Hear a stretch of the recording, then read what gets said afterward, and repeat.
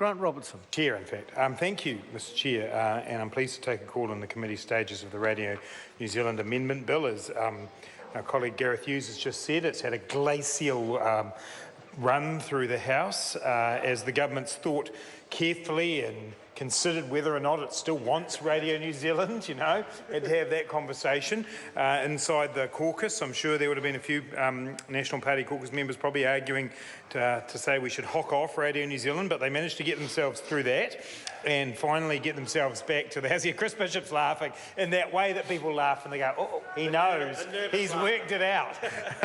but yeah, I'm sure once upon a time Chris Bishop would have been in the group of National Party MPs and supporters who used to call Radio New Zealand Radio Labour, Radio Moscow. We heard that too coming out from National Party members.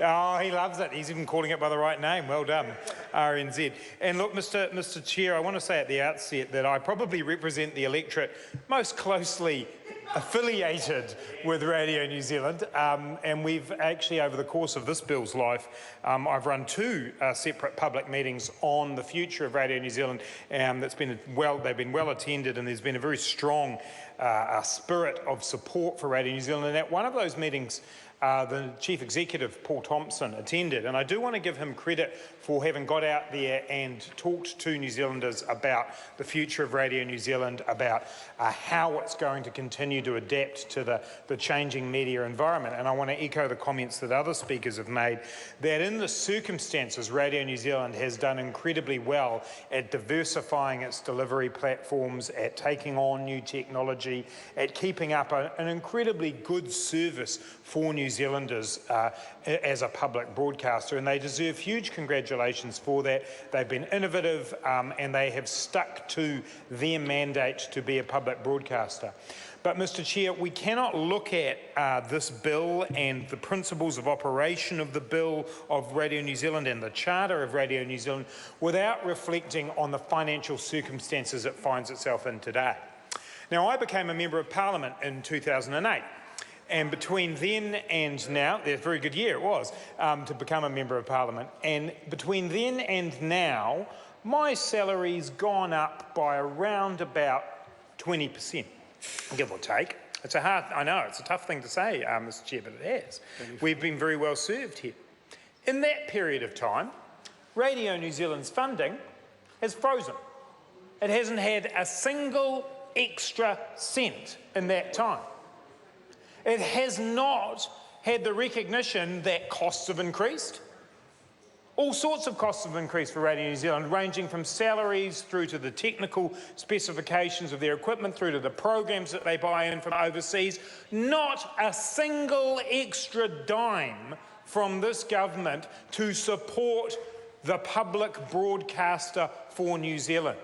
And so if we look at Section 8A, Mr Chair, we've got the principles of operation. The public radio company must, in fulfilling its charter, exhibit a sense of social responsibility by having regard to the interests of the community in which it operates and endeavouring to accommodate or encourage those interests when able to do so. How can Radio New Zealand fulfil that mandate when this government has frozen the funding? It can't. If you look at the first of those points, 8A, 1A, have regard to the interests of the community in which it operates.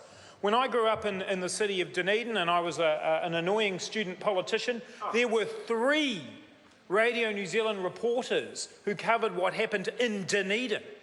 Today, there's one person covering Otago Southland. If there's what's called a major in the news business, which is usually a crime, and it happens to be in Invercargill or Tuatapere or somewhere, that's it for the rest of the region for that person for the rest of that week. There's nobody else there. This piece of legislation uses an important word, Mr Chair, about Radio New Zealand. It says it must do those things I just read out in fulfilling its charter. It's not an option. This Parliament's not saying to Radio New Zealand, kind of do it if you can. It's saying you must fulfil these things if you're to be a public broadcaster. How do members opposite expect Radio New Zealand to do that? Well, Mr Chair, we want them to have a choice, members opposite, to be able to do that. My colleague Claire Curran has a private members bill in her, Mr Chair. Grant Robertson. No other options, you have to pick me. Mr Chair, Claire Curran has a bill in the private members ballot right now to say to the government, let's make sure we actually recognise that between 2008 and now, there have been some increased cost pressures. Let's lift the funding of Radio New Zealand by the rate of inflation. Not anything like the extra funding that we managed to get as MPs, but just enough to acknowledge that costs have increased. Now, the government could pick that bill up tomorrow, and I'm sure Claire Curran would be more than happy if the Minister of Broadcasting said, you know what, I'd like to do that. Because a public broadcaster, properly funded, is actually part of a functioning democracy.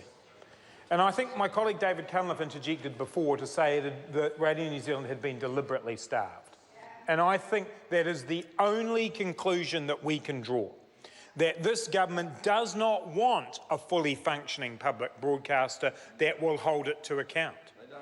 Because despite the Radio Moscow, Radio Labour taunts from over there, we all know that whoever the government of the day is, it's Radio New Zealand more often than not that's holding them to account. It's Radio New Zealand that still has a functioning news and current affairs business, that it gets out there and picks up stories and makes sure that ministers have to come on air and answer questions, and other politicians as well. None of us have got away easily. Mary Wilson's no longer on the radio, which makes life slightly easier for all of us. but actually there is still a role that the broadcaster that is Radio New Zealand plays in holding all politicians, all public officials, all of those in the public arena to account. It cannot do its job, Mr Chair, if its funding continues to be frozen. So we have a laudable piece of legislation in front of us tonight, a charter that everybody in this House supports, that has the words in it that we all want to see about diversity, about freedom of thought, about entertaining New Zealanders, challenging, innovating, engaging, fostering critical thought. No one in this House is going to disagree with any of that, but it's not real, Mr Chair, if the organisation isn't funded properly to deliver it. And this is not just about politics or current affairs. It's about the wider good that Radio New Zealand does by being in the communities that it is part of, by being able to express the stories of New Zealanders.